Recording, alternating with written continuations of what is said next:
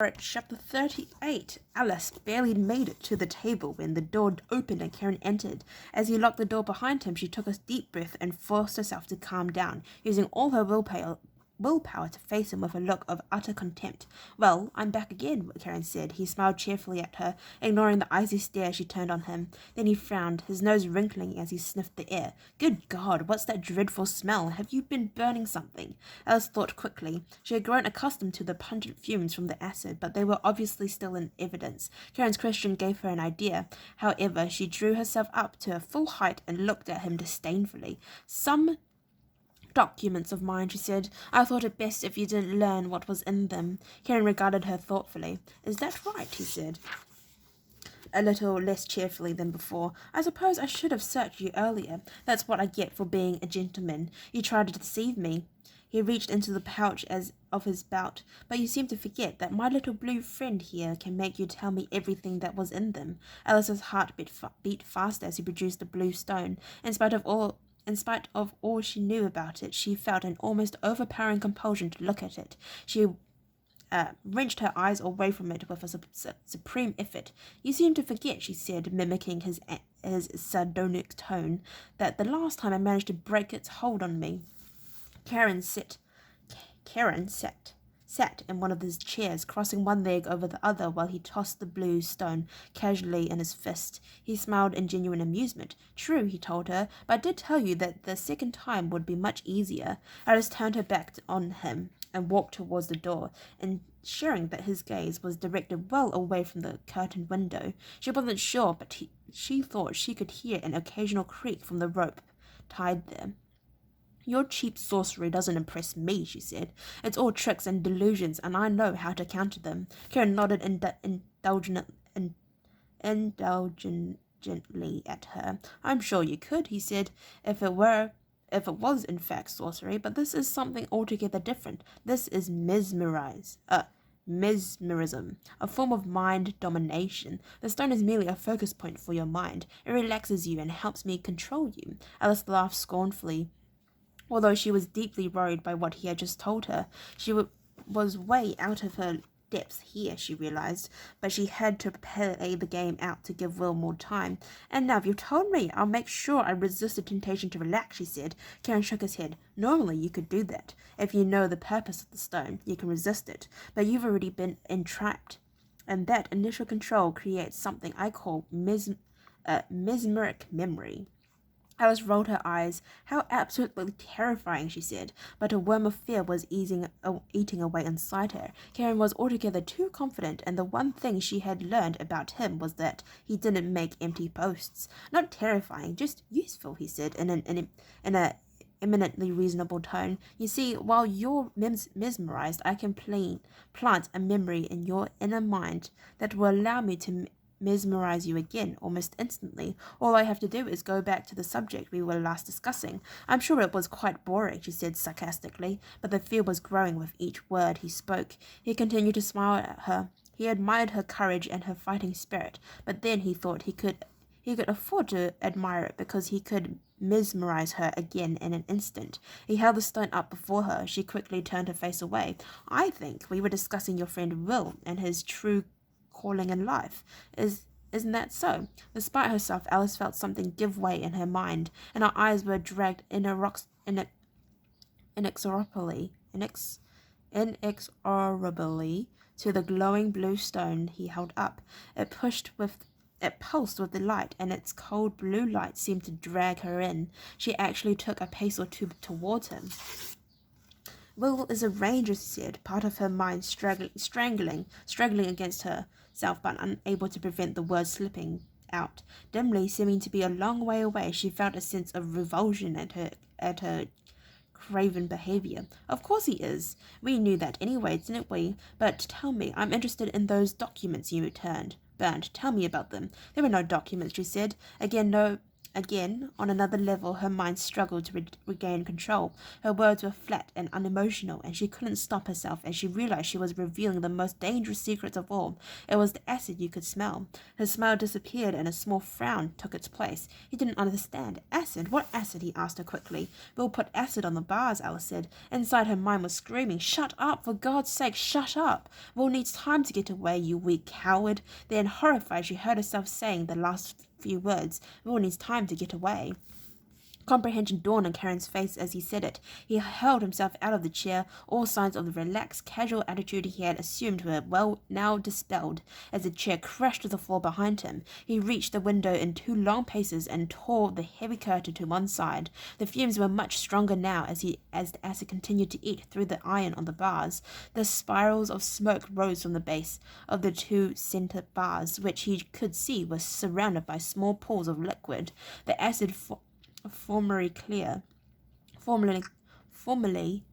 was now a rusty brown color as it destroyed the iron. Karen grasped the right-hand bar and tugged at it, breaking through the last trenches of iron that held it in place. His eyes narrowed and he turned back towards Alice. Where has he gone? He demanded. Logic told him that Barton could not have escaped out of the window, although how he had made it into the room in the first place puzzled him. It didn't occur to him that Will had never been inside the room itself, and his eyes drawn by the fuming pools of acid around the middle bars, he hadn't noticed the rope that tied around the extreme left-hand bar. There was no answer from Alice.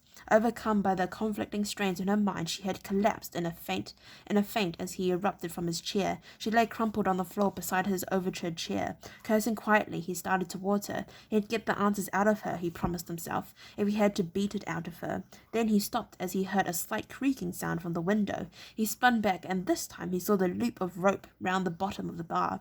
He dashed forward, cursing again as he leant on the windowsill and burnt his hand on a splash of acid. The rope was taut, the fibers creaking as it moved slightly with the weight of something or someone on the end. In a second, Karen had his dagger out, reaching through the bars to saw at the taut rope, feeling the strands give way under the knife. He thought of summoning the guards outside Alice's cell, then realized there were others closer to hand. He shouted at the top of his lungs to the sentries on the wall. Guards! Guards! Intruder in the castle! Intruder in the castle! Stop him! Far below, Will heard the shouts, felt the faint vibrations on the rope as Karen sawed away with his knife. Knowing he had only seconds, he released his feet, letting them drop below him so that he swung against the wall. Desperately, he scrabbled with his right hand for a handhold, finally finding a deep crevice between 2 of the gigantic blocks. Then he released his grip with his left hand and sought another vantage point. He had no sooner done that than the severed rope came tumbling down past him, coiling on the flagstone below like a giant serpent. He was still 7 meters from the bottom of the tower, and he could hear the constant, confused cries of the sentries on the ramparts behind him as they tried to make sense of Karen's words. He scrambled recklessly down, tearing skin and nails as he went, ripping the thick hose over his knees against the rough stone of the wall. With 3 meters to go, he let himself drop, landing like a cat, letting ankles and knees flex to take the shock. All around him, confused shouts were echoing as the sentries called to one another, trying to make out what was happening. 4 meters away, the door into the keep tower flew open, and a sergeant, armed with a halberd, a combined axe and spear sat on a long handle, dashed out. Looking from the left to see what was going on, Will dashed the cowl back to his hood and stepped out into the half-light, pointing at the tangled pile of rope. "He came this way," he shouted. "After him! He's heading for the stables." Without thinking, the sergeant started past Will in the direction he had indicated, but as he drew level, he recognized the young face of the escaped juggler. "Just a minute," he said.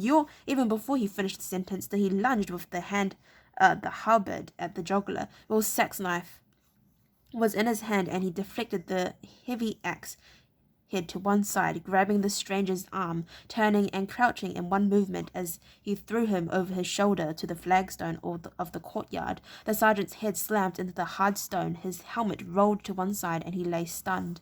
Will grabbed the helmet and the long heavy weapon, then he paused to cut a length of rope from the pile before heading for the stairs. Far above in the tower, he could hear Karen shouting as he saw him running. Will started shouting too, partly to drown him out and partly to add to the confusion. "They're in the keep! he yelled. Hundreds of them, all guards assemble at the gatehouse. He pounded up the stairs to the battlements, continuing to shout a string of contradictory orders, ordering men to the gatehouse, the keep, and the north tower, clapping the sergeant's heavy iron helmet into his own head as he went. Confusion was his best ally, he knew.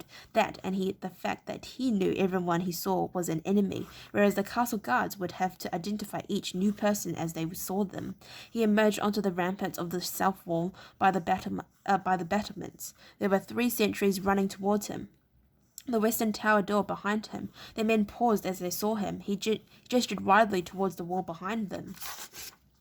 "Get down, you fools! They've got archers," he yelled. Since they didn't expect an enemy to warn them of imminent danger, the 3 men obeyed instantly, dropping flat to the ground, expecting the hiss and thud of arrows any second. Will turned and dashed into the tower, slamming the door behind him. There was a large barrel nearby, and he rolled against the door before exiting through the other side of the west battlements. There were more men running and shouting at the far end, but here it was relatively quiet, although he could hear footsteps pounding down the internal stairs from the tower battlements. Deftly he looped the rope over the halberd staff in a series of hitches, then wedged the halberd between 2 of the correlations, letting the free end of the rope fall outside the wall. Holding the rope, he dropped over the edge, walking backwards down the rough stone. He came to the end of the rope before he reached the ground. Looking around, he saw he had less than 2 meters to fall and dropped the rest of the way. This time he didn't land so easily, hitting the uneven ground and toppling onto his side, cracking his knee against a sharp rock. "I'm going to have to use longer ropes," he muttered. Then, reasoning that any pursuit would come to this side of the tower, he backtracked, limping round the base of the tower to the southern wall, staying close to the rough stone and remaining in the deep shadows of the tower and the wall itself. Once there, he let go a piercing whistle, a short, high-pitched sound that ascended 1 note.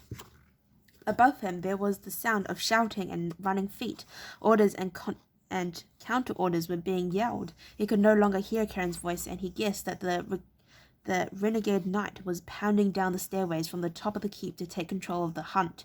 Let him pound, he thought grimly. He whistled again. Nobody in the castle seemed to notice the sound in all the confusion, but 150 meters away, just beyond a slight rise, keener ears were listening. Will was about to whistle again when he heard the faintest drumming of hoofbeats. It was a gait he recognized easily, Tug's short-legged, churning gallop. He saw the little horse top the rise and start towards the castle, heading slightly to the right of where Will was concealed. He whistled again, and Tug corrected, swinging to run down straight at him. Abandoning any attempt at concealment, Will now sprinted away from the castle. He heard more shouts behind him, but whether he had been discovered or whether it was just part of the ongoing confusion, he had no idea, nor did he have any desire to stop and find out. Tug slid to a stiff-legged halt beside him, ears back, teeth bared as he neighed a greeting. Will didn't bother to mount. He grabbed hold of the pommel with both hands as the little horse spun about in his tracks. "Go," he urged. "Go, go, go!"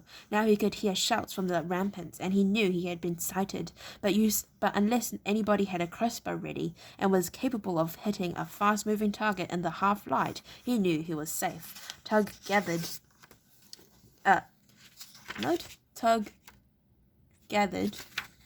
and launched himself away from the castle, reaching a full gallop within 6 strides. Knees drawn up to clear the ground, Will hung from the saddle for a few meters. Then, judging his moment and his horse's speed and gait, he let his feet touch the ground, using the impact and the momentum to swing up into the saddle. Tug shook his head in approval. "Good boy," Will told him, leaning low over his neck to pat him. Without breaking stride, Tug neighed briefly. There was a note of condemnation in the sound. "I thought I told you to stay out of trouble." "Don't be a nag," Will said.